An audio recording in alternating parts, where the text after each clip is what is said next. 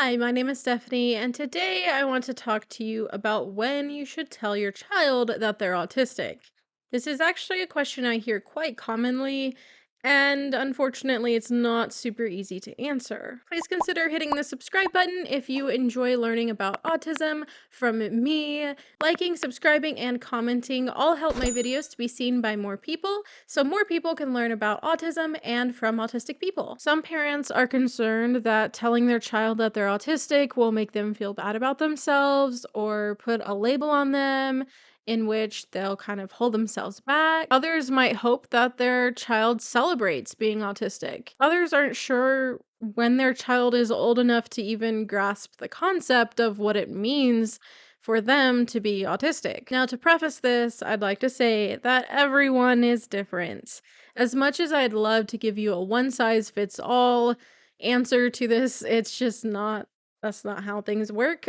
Your situation and my situation and different people's viewpoints are all going to be different. However, someone actually did a study to find out if autistic adults' quality of life was improved by learning about their autism at a younger age. This consisted of online survey responses from 78 autistic students. I wasn't really all that surprised by the responses from the students or from other participants in studies that were mentioned in the research review portion of this current study. They seemed pretty familiar to my own thoughts on things, which did kind of surprise me actually, because I've always felt kind of awkward about expressing my complicated thoughts and feelings regarding diagnosis and how I felt about things. One of the studies that was cited mentioned that many had not been told about their diagnosis until they were older, and their reactions to hearing about it included relief, shock, and/or disappointment. For me, it was definitely a mix. Relief that there was a reason. Relief to know that I wasn't going crazy or had like a degenerative condition or something. Yes, I did have that kind of fear that I had a degenerative brain disease or something because of autistic meltdowns and really obvious dyspraxic like behaviors. Disappointment in finding out that I would never become the kind of person that I dreamed I would, and that was really just pretty much someone who was naturally socially aware, someone who wasn't plagued by these social deficits created by my autistic brain. Disappointed because I wouldn't magically wake up one day and all of these idiosyncrasies and strange quirks and other issues weren't just gonna go away. And I wouldn't just wake up like everyone else. I don't know that I necessarily felt shock at the point of diagnosis. Late at night, when I was thinking on my concerns about slamming my head into things and melting down in general, and my strange sensory issues, and why my body sometimes wouldn't listen to me. Autism came up in the search results, and I simply passed by it because I assumed that wasn't me. After all, it wasn't that serious, and certainly if I had autism, it would have been diagnosed when I was younger. Right? I was, however, angry. Angry and terrified. I was angry that no one told me. I was angry that no one noticed, yet also angry that they did notice and didn't tell me. I was terrified that the people around me were only around me because they pitied me. I was terrified of what people actually thought of me, how I was actually perceived, because I knew how other people acted around other people that were disabled. I knew how people acted around people considered special needs. And so I wondered, was that how people saw me? I was terrified to find out that everything I'd told myself about people, despite strong evidence otherwise, was in fact wrong because I was just really naive. And no one would confide those things in me because I wasn't the kind of person who would understand their terrible thoughts and behaviors. I was angry because people had let me live a lie. And I thought I did just fine throughout school. I feel like going back to college or going to college, because I never really went in the first place before now, but going to college really refreshed my memory, I feel like. It reminded me of how my teachers would sigh for I don't know why. Oh, Stephanie, the fact that my peers would ignore me or talk over me or avoid me. That one time when we were at a school dance and one of my friends was like, "Okay, Stephanie, calm it down." And I have no idea what I was doing. I imagine I may have been like using stims because I didn't know how to dance. About how I really didn't exist in the social circles in classes unless I was with the other kids who were in the gifted program, because we would kind of be all together for a special class, and the fact that a lot of times gifted kids tend to be neurodivergent, so it reminded me about all the invisible barriers that I couldn't break through, and about how I would really be angry when people were smarter than me, because that seemed to be the only way that I was of value to anyone. About how the only way I knew to protect myself was assuming that people meant the worst whenever they were interacting with me, because I couldn't tell. About being the problem child despite really feeling like I did everything right. I followed all the rules. I tried to do everything I was supposed to do, and yet somehow I was still the problem. About always being the special case in all the worst ways. About hating how I was different, and it just never changed. You might notice that, based on saying it refreshed my memory, that despite people knowing I'm autistic, these sorts of things still happen in the classroom as an adult in college. And my peers in most classes knew and were, to at least some degree, accepting and understanding. And yet these things still happen. The pain and rejection of being different doesn't change when there's a reason. It just helps mitigate the feelings of confusion as to why, and the loads of self-blame. And it kind of feels like only a little bit for me, and it might just be because throughout life I've learned that as the response, that somehow it's my fault. Before we continue talking about this and start looking into what the study itself said, I would like to take a moment to thank today's video sponsor. If you're watching this video, it's likely that you're a parent of a neurodivergent child looking for some insight. If so, then today's video sponsor, Tracto, is for you. Tracto is an app that offers a solution for the parents of neurodivergent children by helping them keep track of important moments, changes, and other data, and includes the ability to have a care team to share this information, with specific permissions allowed for different types of team members, from other family members to teachers to medical providers. Additionally, they offer routine reminders to help keep you on track. Not only does Tracto help you keep information in one place, it also offers bite-sized video guides that are created and curated by experts in the field of neurodiversity. These videos provide practical and scenario-based strategies that are appropriate for real-life situations. While some of these videos are available for free users, premium users will have unlimited access to a constantly updated library of videos for less than the price of a Netflix subscription. One video coming up is actually on ideas of how to tell your child they are neurodivergent, a topic I think is fantastic to complement our video topic today. Even more, a parent coaching program is coming soon, where a trained and experienced coach will guide group sessions with other parents to ensure practical advice is shared with everyone. Something I love about Tracto is their desire to collaborate with neurodivergent individuals such as myself to make sure that these strategies, while tailored for parents, are effective and sustainable for all. You can learn more about Tracto and download their free app on their website at tracto.app. And I'll link that below in the description box. This is such a revolutionary app, and I really hope that it is useful in supporting you as a parent of a neurodivergent child. Thank you, Tracto, for sponsoring today's video. So now back to our conversation on this study. The study revealed that the later autistic people were told about their autism,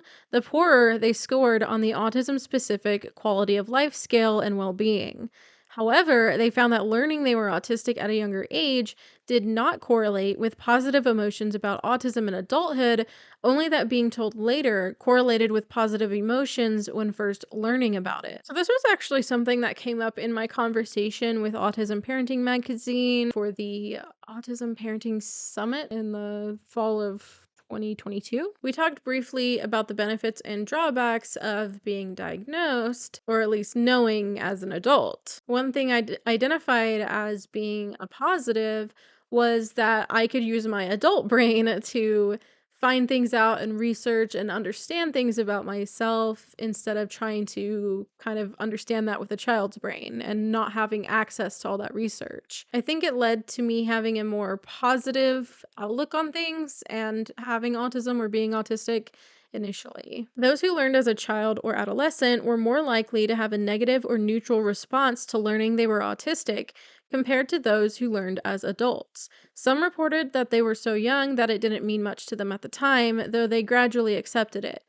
Some reported initially feeling ashamed and confused, but now feel awesome and proud. The respondents who learned as children or adolescents often had negative, painful feelings in addition to curiosity and even joy. Many grew to have more positive feelings over time, but some found the negative feelings persisted. I found this really interesting because this sounds very similar to the way that the autism moms responded when they learned about their child's autism in the survey that I did. You can check out the video and the full survey results. I'll link it somewhere. For me, this further solidifies the connection between parents and their child and how that relates to autism. And I really think that this could help parents to empathize with their child and their potential emotional responses to hearing about their own autism. They noted that the reason those who learn later in life have better responses may have something to do with their autonomy and thus ability to connect with autistic communities, including the neurodiversity movement. Now, we've discussed this before, but I do agree with this to some extent. I think finding people who understand you is awesome and it can be really, really important and helpful. The problem is the neurodiversity movement is often heralded as the answer, the community that will make you fit in and you're going to be accepted and understood.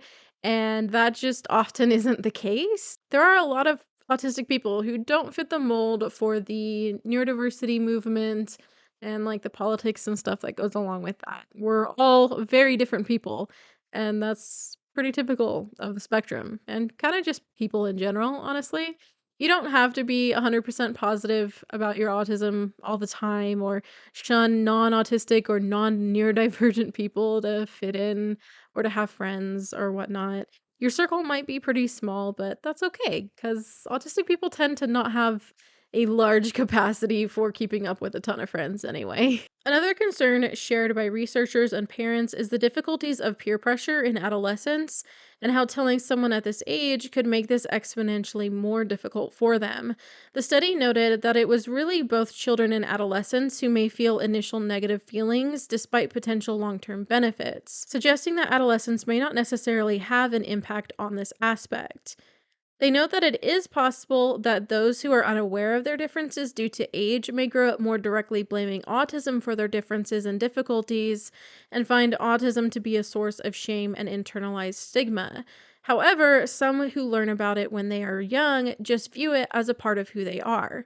Additionally, the amount of time that has passed since diagnosis has been shown to be associated with less dissatisfaction about being autistic. So essentially, there's basically a trade-off that's likely to happen.